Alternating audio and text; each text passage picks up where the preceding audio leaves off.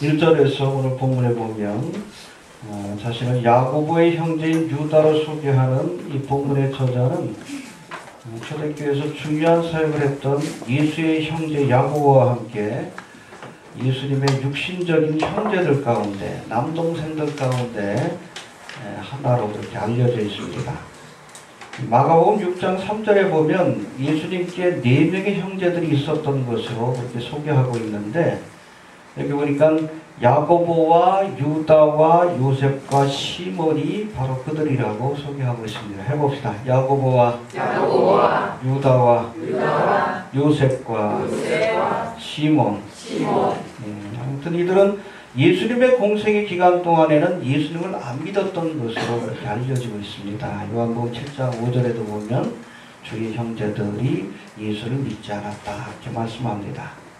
하지만 예수님이 십자가에 못 박히시고 부활 승천하신 뒤에 예수님의 제자들과 함께 이 주의 형제들이 오순절 마가의 다락방에서 마리아와 함께 기도하다가 성령 충만을 받고 이제 초대교회의 중요한 사역자가 된 것으로 그렇게 알려지고 있습니다. 그래서 이 주의 형제들 가운데 특별히 신약의 서신 두 가지가 그들이 기록한 건데, 그 중에 하나가 바로 주의 형제 야고보가 기록한 야고보서. 알겠습니까? 예루살렘에 핍박이 있자 이제 사도들이 다 흩어졌는데, 그렇게 흩어진 사도들을 대신해서 예루살렘 교회를 끝까지 지킨 사람이 주의 형제 야고보입니다. 그 사람이 그 주의 형제 야고보가 쓴 글이 바로 우리가 잘 아는 야고보서고, 그리고 그 중에 하나가 또 이 유다서라고 이렇게 보시면 됩니다. 할렐루야. 이런 유다가 오늘 본문에서 자신을 소개할 때에 이제 맏형인 예수님을 앞세운 것이 아니라 예수의 동생 유다다 그렇게 한 게 아니라 누구를 앞세웠어요? 1절 한번 봅시다. 1절 시작. 예수의 종이요 야고보의 형제인 유다는 부르심을 믿는 자고 하나님 아버지 안에서 사랑하고 예수 그리스도를 위하여 죽으심을 믿는 자다. 여기 보니까 나는 예수 그리스도의 종이요 또 야고보의 형제이다. 그렇죠? 둘째 형인 야고보를 앞세웠습니다. 이 당시에는 이름이 하도 비슷한 게 많으니까. 그렇죠? 야고보도 많고 유다도 많고 예수라는 이름도 많고, 그러니까 보통 이름을 얘기할 때는 아버지, 누구 아버지 아들 뭐 이런 식으로 하던가, 아니면 아버지가 없으면 이 유다의 같은 경우처럼 이 형의 이름을 앞세워서 야고보의 형제 유다 이런 식으로 합니다. 본래는 누구의 이름을 앞세워야 돼요? 그렇죠. 맏형인 예수님의 이름을 앞세워서 예수의 형제인 유다 해야 되는데, 그렇지 않고 야고보의 형제인 유다. 그리고 맏형인 예수님을 향해서는 뭐라고 그랬어요? 예수 그리스도의 종이요. 할렐루야. 육신적으로는 형이라 할지라도 내가 예수님의 종된 자입니다. 스스로를 겸비하게 낮추고 또 그렇게 훌륭하게 하나님의 사역을 그렇게 감당했던 것으로 이렇게 알려지고 있습니다. 할렐루야. 이렇듯 뒤늦게 회개하여 둘째 형이었던 야고보와 함께 이 초대교회의 중요한 사역자가 되었던 이 유다가 우리가 지난번에 살펴봤던 이 요한의 서신과 마찬가지로 그 당시 초대교회 가운데 가장 골치 아픈 이단이었던 뭐예요? 영지주의. 그래서 여러분 사도 요한이 쓴 글들, 그래서 그 가운데 서신과 요한복음 같은 경우에는 영지주의라는 이단을 논박하기 위해 쓰여진 글이다라고 보시면 됩니다. 그래서 요한복음이 뭐로 시작돼요? 태초에 하나님 계시나? 이 말씀이 하나님 말씀이 계시나? 이 말씀이 하나님과 함께 하실 이 말씀이 곧 하나님이시니라. 14절에 말씀이 육신이 되어 우리 가운데 거하시면. 할렐루야. 일부러 놓은 거예요. 하나님이 인간의 몸을 입고 이 땅에 왔다. 왜? 영지주의자들은 육으로 오신 그리스도에 대해서 부정하고 있기 때문에 그렇습니다. 그래서 일부러 그 말씀을 넣은 거예요. 이해가 되십니까? 여하튼 이 요한의 서신과 마찬가지로 그 당시 가장 골칫거리였던 영지주의 이단에 대해서 경계하기 위해서 오늘 본문의 서신을 쓴 것이다 라고 보시면 됩니다. 이대로 나와 있죠? 1절 2절 다시 한번 봅시다. 시작. 예수 그리스도의 종이요 야고보의 형제인 유다는 부르심을 입은 자고 하나님 아버지 안에서 사랑을 얻고 예수 그리스도를 위하여 죽으심을 입은 자들에게 참여하노라. 긍휼과 평강과 사랑이 너희에게 더욱 많을지어다. 3절 사랑하는 자들아 내가 우리의 일반으로 얻은 구원을 들어 너희에게 편지하려는 뜻이 간절하던 차에 성도에게 단번에 주신 믿음의 도리를 힘써 싸우라는 편지로 너희를 권하여야 할 필요를 느꼈습니다. 그렇죠. 믿음의 돌을 위하여 복음을 지키기 위해서 이단들이 와가지고 복음의 돌 하나님의 말씀을 왜곡하니까 그것을 지키기 위해서 싸워야 한다. 그래서 이단들에 대해서 경계하기 위해서 주신 말씀이 바로 유다서다. 이렇게 이해하시면 됩니다. 알겠습니까? 네.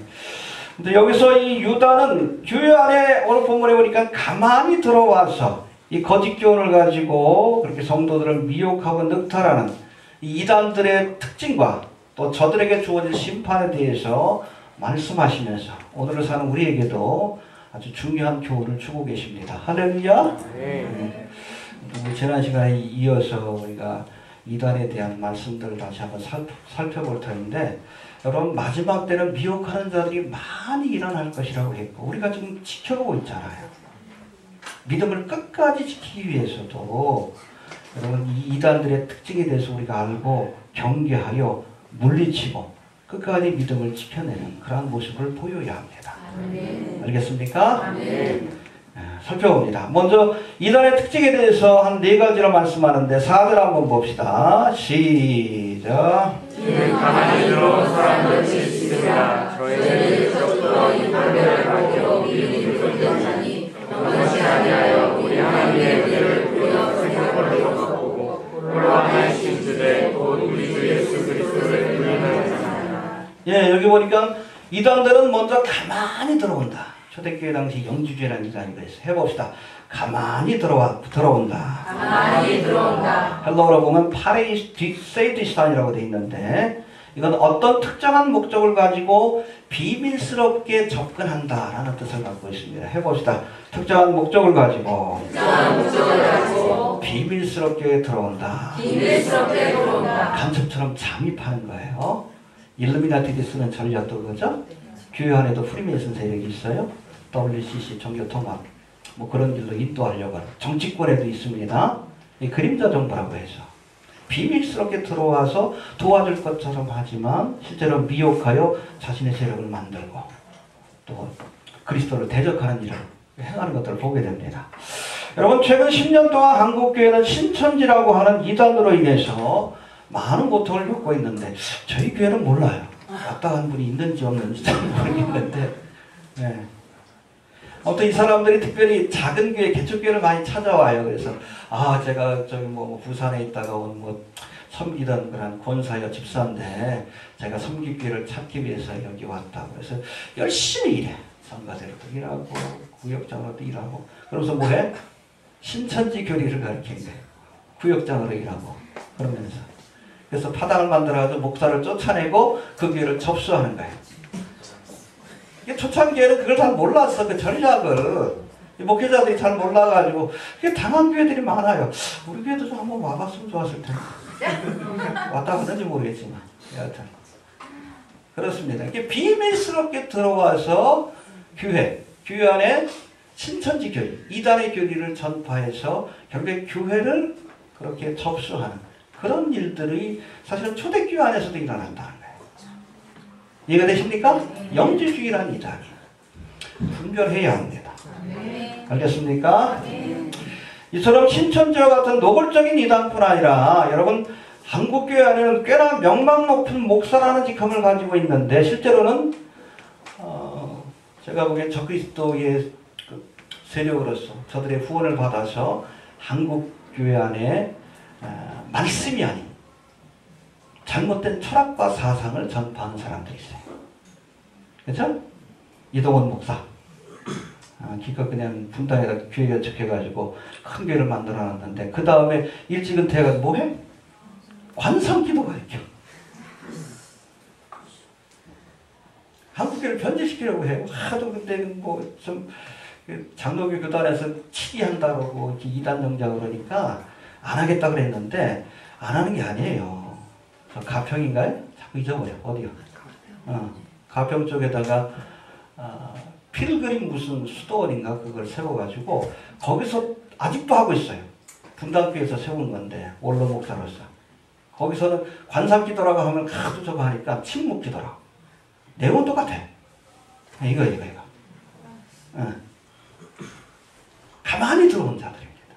오정희도 이상한 사람 있죠? 요번에 대법원에 판결 받았는데 그냥 무슨 뭐 요번에 2013년인가 이게 사랑의 그 건축하면서 그 뭐 우리가 이제 새로운 성전, 새로운 시대로 나갈 뉴이지.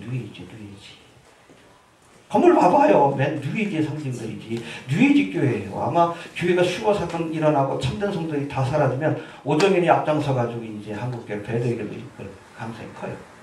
간첩들이에요. 가만히 들어온 자들입니다. 마지막 때를 안다는 사역자들 가운데서도 하나님의 말씀이 아닌 이데올로기를 성도들에게 주입을 시켜가지고 교회를 정치 집단으로 바꿔놓는 사람들이 있어요. 그렇죠? 구구적인 이데올로기. 맨 100글이나 갖다 퍼나르고 전쟁 나야 된다고 그러고 이상한 것들이요. 전쟁은 막아야 된다는 건 빨갱이래. 별 희한한 것도 다 봤어. 참. 일부러 놔뒀어요, 그 새끼. 그게 우연히 나온 말이 아니에요. 저 중신아 앞에서는 저를 뭐라고 부르는가, 특별히 아가페 목장에서는 좌빨로라고 그래요. 좌경 빨갱이 불러고. 문재인의 정책에 대해서 한 가지라도 찬동한 빨갱이, 그 사람들 기준이에요. 저는 문재인이 추진하는 뭐 종교인과세라든지 아니면 절대로 반대합니다. 그러나 대북 문제만큼은 제가 보기엔 전쟁을 막는 쪽으로 하는 것이 맞다라고 봐요. 또 그렇게 좀 흘러가고 있고 어찌됐든. 그런다고 빨갱이래. 기준이 뭐예요? 이데올로기지. 말씀이 아니야. 그게 이단이지, 그죠? 그죠? 기독교인을 가장했는데 모든 판단의 기준이 이데올로기예요. 저쪽에서 섭섭하겠지만 저는 좌파도 우파도 아니에요. 저는 문재인한테도 소망이 없고 박근혜한테도 소망을 안 두는 사람이에요. 뭐 김정은은 말할 것도 없고 트럼프도 안 믿어요. 어차피 정치인들은 정치적인 목적을 해서 움직이기 때문에 그들을 통해 역사는 하나님을 믿습니다. 아멘. 하나님이 어찌됐든 뭐 김정은의 필요에 의하든 아니면 트럼프의 필요에 의하든 문재인의 필요에 의하든 평화체제로 이런 간다는 건 길을 열어주신 거예요. 우리가 복음 들어 나가야지. 아직도 뭐 전쟁 나야 된다 그래? 이데올로기 집단, 정치 집단이 기독교인 들어갈 수 있어요. 교인들을 세뇌시킨 거예요. 사상교육을 시킨 거예요. 옛날 뭐 저도 뭐 대학교 들어가면 그 좌파 쪽에서 막 사상교육 시키고 그랬어요. 데모에 앞장서게 하고. 근데 지금은 그 교회 안에 우파 이데올로기를 가르치는 거예요. 똑같아. 정치 집단이에요. 그때 아마 그 대학교 1학년 때도 제가 무슨 기독교 서클이었어요. 뭐 저도 예수를 믿으니까 그래서 무슨 잘 모르고 들어갔어. 그랬더니 맨 민중신학, 해방신학 가르치고 술 마시러 가자 그러고 막걸리 마시자고 그러더라고. 학을 떼가지고 안 갔는데 그래. 그게 정치 이데올로기입니다. 그건 좌파고 지금 여러분 주기신학 앞에서 하는 건 우파 이데올로기. 똑같아. 이들이 주장하는 건 뭡니까? 자신들의 노력으로 이 땅에 하나님의 나라를 건설하겠다는 거예요. 좌파는 좌파 이데올로기, 우파는 우파 이데올로기. 이거 후천연설이에요. 정치신학이에요. 성경과 정 반대되는 사상입니다. 분별해야 합니다. 저는 민중신학도 반대지만 구구 메시지를 가지고 성도를 미혹하는 자들도 당연히 반대합니다. 가만히 들어온 자들. 그래서 교회를 정치꾼의 속으로 만들고 정치적 이익을 위해서 교회를 이용하는 자들. 물리쳐야 합니다. 이해되시죠? 또 두 번째 저들의 특징 우리 4절 한번 다시 봅시다. 시작. 이는 가만히 들어온 사람들이 있습니다. 저희는 적조로 이번년을 맡기로 미리 기록된 자니 영원치 아니하여 우리 하나님의 은혜를 믿어 생명권으로 바꾸고 홀로 하나이신 주되 곧 우리 주 예수 그리스도를 부인하는 자니라. 흥미로운 말씀이 나오는데 하나님의 은혜를 새벽거리로 해봅시다. 하나님의 은혜를 새벽거리로 바꾼다. 이건 쾌락주의자인 에피쿠로스 학파의 영향을 받은 영지주의자들의 특징을 묘사한 그런 말씀입니다.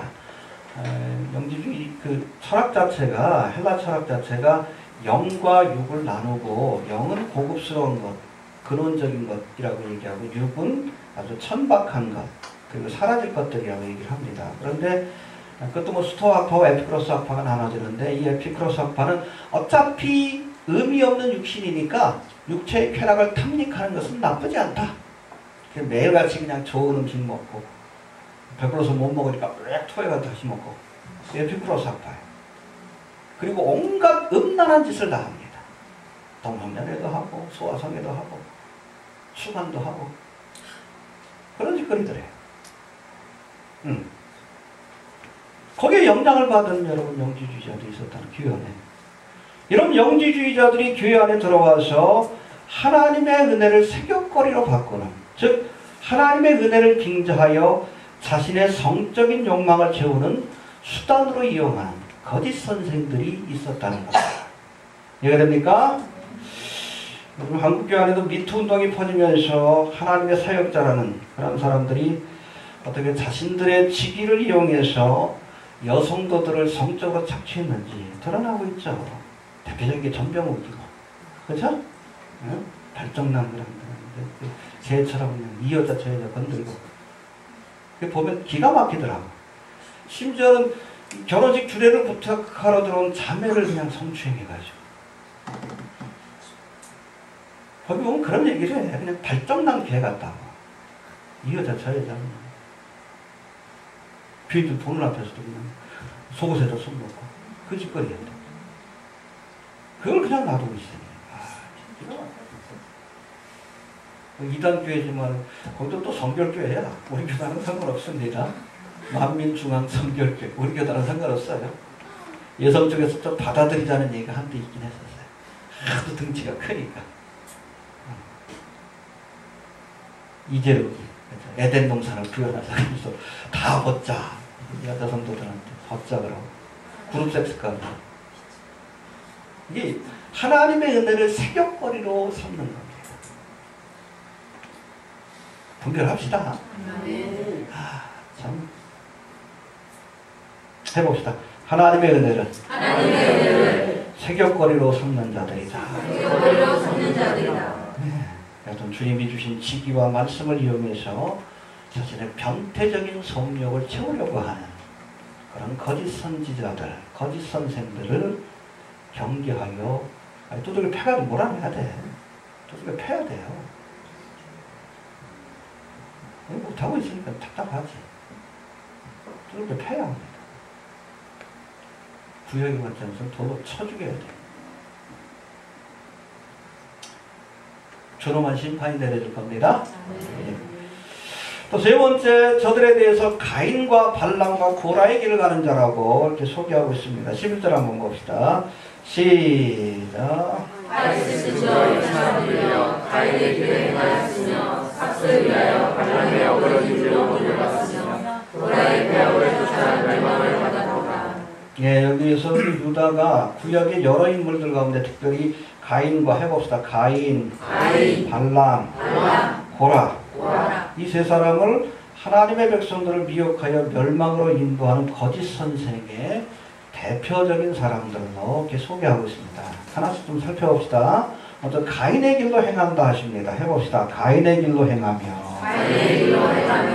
여러분 창세기 4장에 등장한 이 가인은 아담과 하와가 에덴 동산에서 쫓겨난 뒤에 낳은 첫 번째 아들입니다. 둘째가 누구예요? 아벨이죠. 예. 첫 번째 아들로 이제 창세기 4장에 보니까 땅의 소산으로 제물을 삼아 하나님 앞에 제사를 드렸다가 거절을 당합니다. 아벨의 제사는 받으셨는데 아벨은 뭘 가지고? 양의 첫 새끼를 가지고 하나님 앞에 드렸는데 이 가인의 제사는 하나님께서 연락지 않으시고 아벨의 제사만 받으셨으니까 그냥 시기심이 생기고 분노하는 마음이 생겨가지고 들판에서 돌로 쳐 죽여요. 죄에서 오는 일이 있으나 너는 죄를 다스리라 경계했는데 듣지 않고 결국에는 그 분노로 인해서 동생을 쳐 죽입니다. 하나님이 땅의 소산으로 드린 자신의 제사는 받지 않고 양의 첫 새끼를 드린 아벨의 제사만 연락하시자 분한 마음과 시기심 때문에 동생을 죽이고 말았습니다. 결론부터 말씀드리면 하나님이 가인의 제사를 받지 않으신 것은 왜예요? 피 흘림이 없었기 때문에 그래요. 제사의 의미가 뭡니까?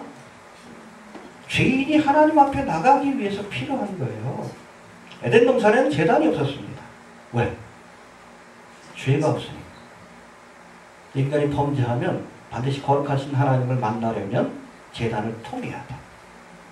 그래서 구약시대는 제단, 이것이 성막으로, 성전으로, 그리고 지금은 예수님이 성전이시죠. 예수를 통해서 우리가 나가는. 핵심이 뭡니까? 피 흘림의 제사예요. 제사의 핵심은. 나를 대신해서 어린 양이나 소에 잡아가지고 피를 흘려서 죄값을 치른다는 거예요. 죄의 삭은? 그렇죠. 피는 곧 생명이니까. 죄값을 치르고 그 피를 갖고 하나님 앞에 나아가는 거예요. 성소와 지성소로. 그게 제사의 본질적인 의미예요. 근데 가인은 여러분 피 흘림의 제사를 드린 게 아니에요. 그냥 자기가 기르던 그런 소산을 가지고. 이게 나름대로의 신앙입니다. 아, 이렇게 하면 하나님이 기뻐하시겠지? 아니요. 예배의 본질적인 의미를 알고 드려야 되는 거예요. 아벨은 그것을 알았어요. 그러니까 어린 양을 잡아가지고 하나님 앞에 나는 죄인입니다. 속죄의 제사를 드리고 그걸 가지고 하나님 앞에 나아가니까 하나님이 받으셨지. 기뻐 받으셨지. 근데 가인은 그냥 내가 기르던 그냥 곡식들 드리면 기뻐하겠지. 이게 나름대로 신앙이고 자기의 판단을 따라 제사를 드리는 겁니다. 여러분 신앙생활을 해도 내 생각대로 내 마음대로 하면 하나님 모른다 하십니다. 반드시 하나님의 말씀을 따라 해야 돼요. 모래 위에 집을 지으면 심판을 견디지 못해요. 반드시 말씀이라고 하는 반석 위에 교회를 세워야 돼요. 내 마음대로 신앙생활 하지 말라는 거예요. 교회 안에서도 여러분 사역자가 하나님의 말씀만 가르쳐야지 왜 이데올로기를 가르쳐? 왜 세상 철학을 가르칩니까? 그게 왜 기준이 돼? 예수 믿는 사람이. 그게 나름대로의 신앙이고 가인의 길을 가는 자들이에요. 거짓 선생들입니다. 교회에서 성경을 가르쳐야지. 왜 축복복음만 가르치고 있잖아요. 이데올로기나 가르치고 빨갱이 소리를 하게끔 만들고. 성경 가르쳐야지. 여러분 그 사람들 기준에 따지면 예수님도 빨갱이요. 그렇잖아요. 가난한 자 편에 서고. 빨갱이지. 초대교회는 여러분 공산주의 사회입니다. 같이 나눴잖아. 이스라엘도 빨갱이 국가예요. 키부츠가 여러분 이스라엘 건국의 어머니라고 하는데 공동분배 공동생활. 빨갱이들 아니에요. 이데올로기의 기준으로 보면 그렇게 되는 거예요. 말씀으로 봐야지. 이데올로기 술에 취해가지고 자기가 뭘 하는지도 몰라. 가인의 길을 가는 자들이에요. 열심히 믿고 지옥 갑니다. 말씀에 근거하지 않기 때문에. 이해가 됩니까? 제가 왜 그 사람들을 그렇게 싫어하는지 이해가 되시죠? 박성원, 김성원 교회 성도들에게 이데올로기가 가르쳐가지고 성도들 이상하게 만들어 놓은 사람, 제가 이렇게 미워하는 이유가 바로 거기 있어요. 정치판으로 만들어 놓잖아. 바보로 만들어 놓고 맨 일백을이나 복역 만들어 놓고.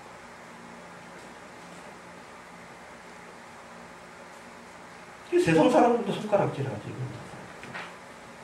상식이 통하지 않아. 깨어납시다. 가인과 같은 여러분 선생들을 쫓아다니면 가인과 같은 심판을 받아요. 하나님 연락지 않습니다. 믿음 생활을 해도, 그렇죠? 예배를 드려도 하나님의 뜻과 말씀대로 아벨의 제사를 드려야지.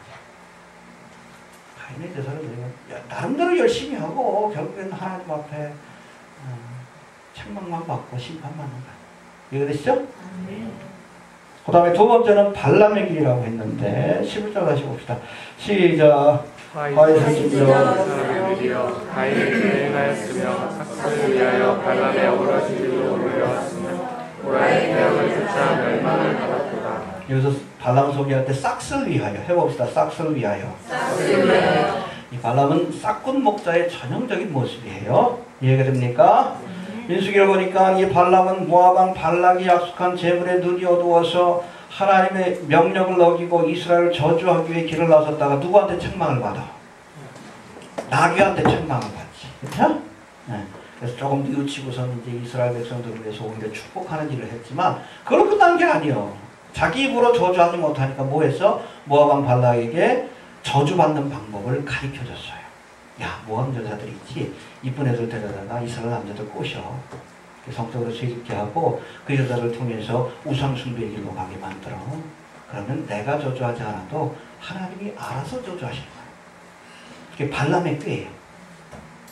하나님의 선지자라는 자각을, 하나님의 백성들을 멸망의 길로 인도할 꾀를 알려줬어요. 그대로 했어요. 그래서 결국에 이스라엘 백성 가운데 죄가 퍼지게 되고 이 일로 인해서 하나님이 연병을 내리십니다. 24,000명이 죽었어요. 오늘 모압 지역인가 정복할 때 이 발람을 쳐 죽여버립니다. 이 사람을 칼로 쳐 죽여요. 여러분 교회 성경에 보면 거짓 선지자와 싹군 목자를 같은 의미로 볼 때가 있어요. 이게 뭐냐면 이 거짓 선지자들의 대부분의 여러분 목적이 돈 때문에 거짓말을 하기 때문에 그래요. 하나님의 신실한 사역자라 할지라도 물질과 세상에 대한 욕심을 버리지 못하면 발람의 길을 가고. 알겠습니까? 욕심을 철저해야 돼. 김상환 목사 그렇죠? 한국교회를 대표하는 목사였는데 자신의 삐뚤어진 명예욕심 때문에 한국교회를 어디로 이끌어? WCC 대도에게 또 인도해요. 말년에는 그냥 은퇴하고 나서 자식한테 그냥 교회로 물려주겠다고 지금 저러고 있잖아. 교단한 법도 다 그냥 그것도 어기고 교회 안에 상처를 주고 실족해 만들고 골칫덩어리요. 김상환도 발람의 길이에요. 발람의 심판이 많아요. 발람의 심판 아니어도 엘리제 사장의 심판이에요. 욕심 때문에. 그 다음에 마지막으로 고라의 폐역이라는 말씀이 나옵니다. 해봅시다. 고라의 폐역. 거짓 선생의 마지막 예표가 고라인데 고라의 폐역을 쫓아 멸망을 받았도다 하십니다. 해봅시다. 고라의 폐역을 쫓아 멸망을 받았도다. 고라는 민수기 16장에 나오는 인물로 레위지파입니다. 이 모세와 아론의 권위에 도전했다가 땅이 꺼져서 산채로 음부에 빠지는 심판을 받았다고 그렇게 말씀합니다. 야, 왜 모세 너만 대통령 하냐? 돌아가면서 하자. 왜 아론 너만 제사장 하냐? 나도 레위지파인데 돌아가면서 하자. 하나님이 모세와 아론을 세우셨거든요. 그래서 이 고라의 배역을 하나님께서는 하나님께 대한 배역으로 여기시고 엄히 심판하신 겁니다. 알겠습니까? 네. 고라의 폐역이라고 되어 있는데 영어 성경에는 리벨리언이라고 되어 있습니다. 반란, 반역이라는 뜻이에요. 이해가 됩니까? 네. 고라가 하나님의 세우신 모세와 아론의 권위에 도전한 사건을 그 옛날 루시퍼가 하나님의 권세에 도전한 반역의 사건과 같은 맥락에서 이해한 거예요. 내가 하나님과 비기리라 하고 루시퍼가 그러다 쫓겨나가 사탄이 됐잖아요. 같은 개념으로 본 겁니다. 여러분 교회는 하나님이 세우신 직분자들이 있습니다. 목사가 있고 장로가 있고 집사와 같은 직분자들이 있는데 이런 교회 질서를 세우고 하나님의 사역을 맡기기 위해 세우는 겁니다. 이해가 됩니까? 물론 이들이 하나님의 뜻을 어기고 그릇된 길을 갈 때는 그 잘못을 지적하고 그래도 듣지 않으면 교회가 나서서 이들을 치리해야 합니다. 김성환 목사 치리해야 되고 그렇죠? 누구예요? 그 목사도 치리해야 돼. 성적인 죄를 전병욱 같은 경우 치리해야 합니다. 치리하지만 그러나 특별한 이유 없이 하나님이 세우신 직분자를 대적하는 것은 하나님이 결코 용납지도 기뻐하지도 않는 일임을 기억할 수 있게 됩니다. 또 리벨리언 퇴역으로 보시는 거예요. 하나님께 대한 도전으로 보시는 겁니다. 이해가 되십니까? 고라의 폐역을 하나님께 대한 반역으로 여기시고 엄히 심판하신 것처럼 자신의 생각과 욕심 때문에 파당을 지어서 하나님이 세우신 직분자를 대적하는 것은 하나님의 심판을 자초하는 일임을 여러분 꼭 기억할 수 있게 되길 바랍니다. 여러분 꼭 댓글 다는 사람도 있어요. 블로그에 제가 목사제도 자체를 부정하는 사람들이 있어요. 빛과 흑암의 역사에. 아니에요. 만인제사장 맞지만 그러나 그래도 교회 안에 질서를 세우기 위해 세우신 하나님의 직분자들, 그들이 말씀을 대적하는 일을 행한다면 우리가 당연히 물리쳐야 하지만 그렇지 않다면 우리가 따라주는 것이 맞습니다. 아멘. 이해가 되시죠? 아멘. 균형을 맞춰야 돼요. 예, 이제는 12절 13절에 보면 이 거짓 선생들이 교회 안에서 끼치는 여러 가지 해악들을 설명하고 있는데 잠깐 한번 살펴봅시다. 먼저 12절 한번 봅시다. 시작. 저희는 형없이 저희와 함께 먹으니 저희의 세상에 잠들어 자기 몸만 기르는 목자여 바람에 불려오는 없는 구름이요 춥고 더워도 얼굴이 꼽힌 열매 없는 바울라며. 예, 몇 가지로 비유를 설명하는 첫 번째 애찬의 암초다 해봅시다. 애찬의 암초다. 애찬의 암초다. 그래서 말하는 애찬은 아가파이스라고 해서 성찬 예식을 포함한 성도들이 교회 안에서 나누는 모든 교제의 식탁을 의미합니다. 코이노냐. 이해가 되시죠? 우리 교회도 뭐 예배 끝나고 뭐 식사 같이 하고 뭐 애찬이라고 보시면 됩니다. 그런데 하나님의 은혜를 세격거리로 바꾸는 거짓 선생들이 바로 이 애찬의 자리를 악용해서 그렇죠? 성도하고 교제한다 그러면서 사귀고 나서 결국에는 죄의 길로 그렇게 인도하는 케이스들이 있다는 거예요. 알겠습니까? 뭐 중학교 이재록이도 그렇잖아. 자기 집에 불러가지고 미혹해가지고 성적으로 이렇게 성폭력을 해놔. 그런 짓거리예요. 이 애찬의 암초입니다. 이해가 되시죠? 성도 간의 코이노니아를 이용해서 그렇게 범죄의 수단으로 삼는 그런 기사였다는 거예요. 두 번째 해봅시다. 자기 몸만 기르는 목자. 자기 몸만 기르는 목자. 네, 그 사건이요. 반란과 같은. 양자한테 관심이 없어요. 어떻게 하더니 그걸 가지고선 내가 어떻게 이 모임을 통해서 아니면 성도를 통해서 내가 돈, 명예, 권세, 자기 욕심을 채울까. 목적이 바로 거기 있습니다. 싹군이야, 싹군. 또 세 번째, 바람에 불려가는 물 없는 구름이라고 했는데 해봅시다. 바람에 불려가는 물 없는 구름. 우리나라는 그렇지만 이스라엘은 참 물이 귀한 땅이에요. 그래서 겨울철 우기 때만 좀 물이 오르는데 그거를 가다 넣어가지고 시스탄이라는 물 저장고에다 가다 넣어가지고 1년 내내 씁니다. 이스라엘 광야, 유대 광야가 있고 여러 광야가 있지만 광야가 여름에는 그냥 먼지가 날리는 그런 곳이지만 우기 때 비가 오면 1년에 한 400mm 정도 된대요. 근데 그게 우기 때 집중이 된다고 합니다. 어떨 때는 홍수가 나기도 한데 그때는 여러분 겨울에 가보면 그게 저 푸른 초원이 해가 됩니다. 꽃이 피고. 할렐루야. 그래서 여러분 우기 때 가서 보는 모습과 그 건기 때 보는 모습이 완전히 다르다고 얘기를 합니다. 여하튼 물이 귀한 곳인데 그러니 구름이 이렇게 몰려오면 얼마나 좋겠어요. 근데 바람에 불려가는 물 없는 구름이래. 해봅시다. 물 없는 구름이다.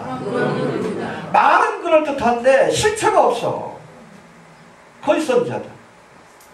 하나님이 아들 주신다고 했다. 안 주셨잖아요. 그렇잖아요.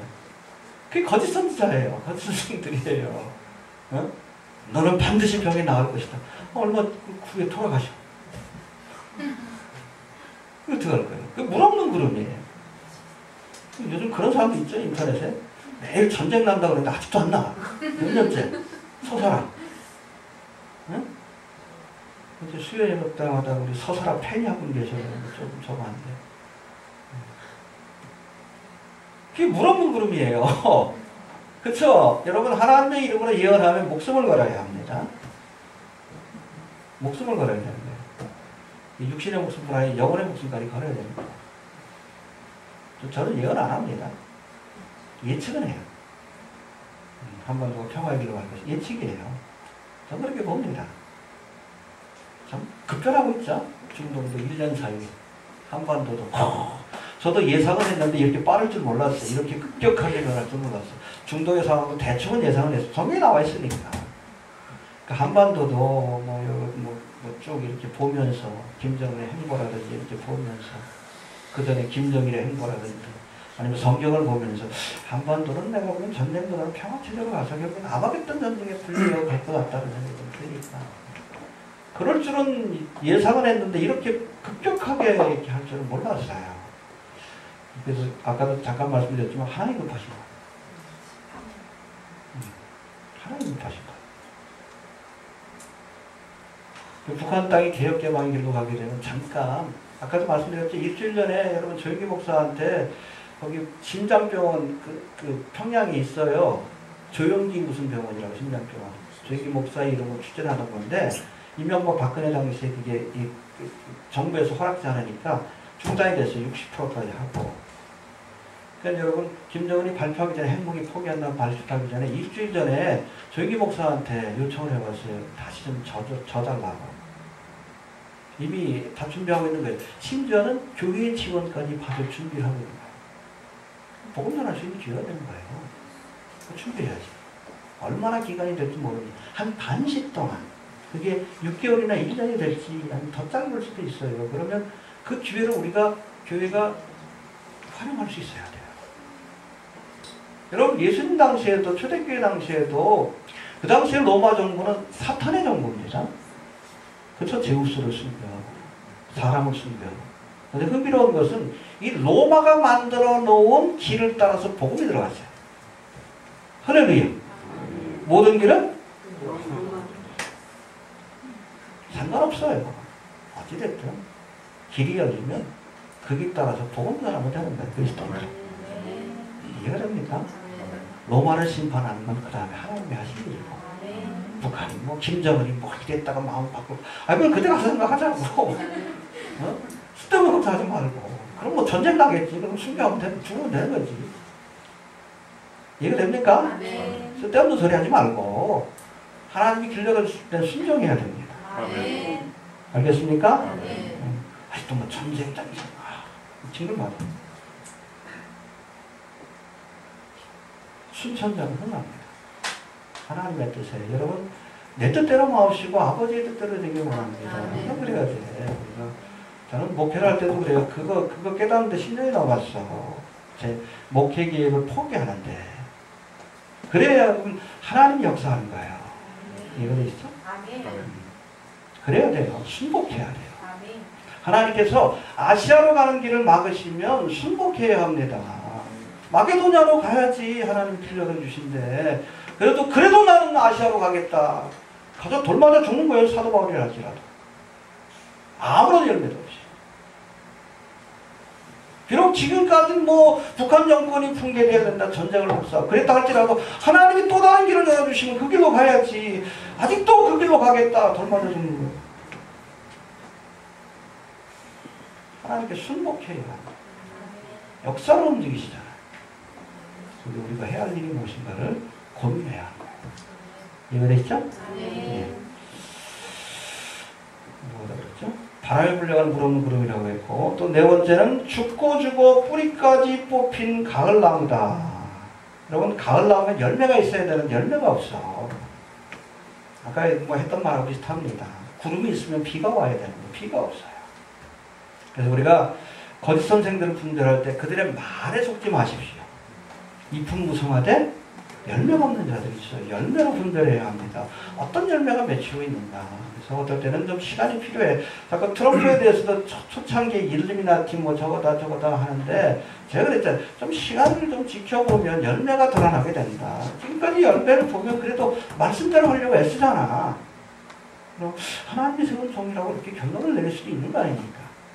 성급하게 하지 말고 잘 모를 땐 기다려요. 기다리면 열매가 나타납니다. 알겠습니까? 네, 열매로 판단해야 합니다. 다섯 번째는 13절 한번 봅시다. 시작.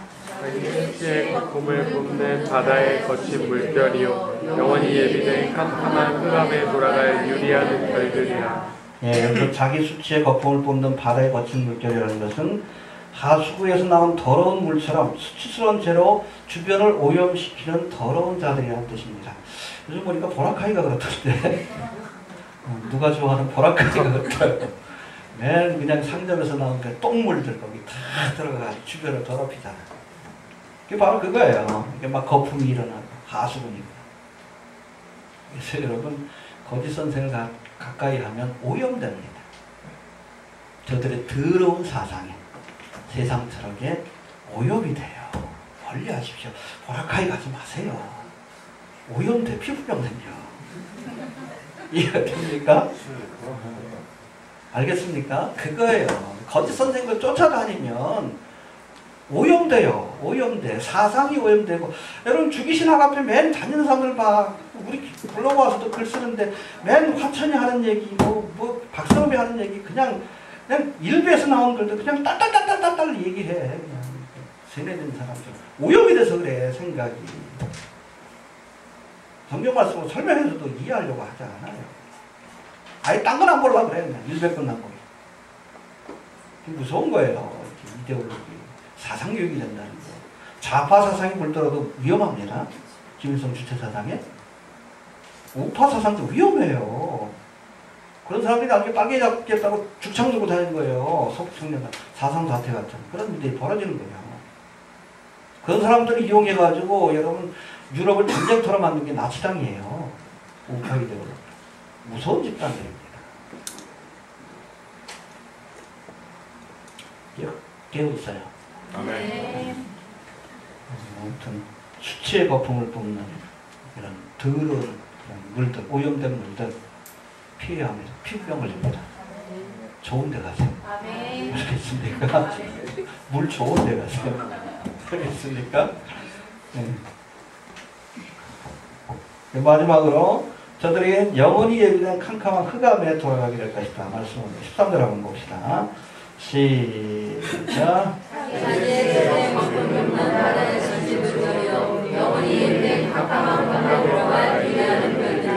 결국에는 어두운 곳에 쫓겨나 하나님의 심판을 받게 될 겁니다. 또 7절에서도 저들에게 영원한 불의 형벌이 기다린다라고 말씀하고 있습니다. 아무튼 교회 안에 몰래 들어와 그릇된 교훈으로 성도들을 미혹하고 느타라는 자들에게는 하나님의 무섭고 준엄한 심판이 내려지는데 저들과 함께하면 함께 멸망의 길을 가게 됩니다. 알겠습니까? 네. 정리합니다. 교회 안에 몰래 들어와서 이제 하나님의 은혜를 세격거리로 바꾸고 성도들을 미혹하여 온갖 거짓된 교훈으로 멸망의 길로 배도의 길로 이끄는 거짓 선생들이 있습니다. 성도들을 가인의 길과 발람의 길과 고라당의 폐역으로 이렇게 인도하는 자들이 있는데 아무튼 이들과 함께 이들을 추종하는 자들에게는 하나님의 무섭고 준엄한 심판이 내려진다는 사실을 기억할 수 있게 되길 바랍니다. 잘 분별하세요. 성경 좀 보시고 이 거짓 선생인지 아닌지 잘 분별하고 잘 쫓아가야 돼요. 말씀만 쫓아가십시오. 예수만 쫓아가세요. 쫓아가다 여기 아닌데 그럼 어떡할까? 응? 거짓 선지자 쫓아갔다. 소경을 쫓아갔다. 여기가 아닌데 그럼 어떡할까? 다시 시작해? 주님 오셨는데. 분별하십시오. 마지막 때는 여러분 분별력이 가장 중요해요. 하나님의 말씀을 통해서 분별이 가능합니다. 그 말씀 안에 걸어서 분별하고 거짓 선생님을 물리치고 굳건한 믿음이 살아설 수 있는 귀한 성도들이 되시길 바랍니다. 주신 말씀 붙들고 다 같이 함성성을 기도합니다. 하나님을 감사합니다.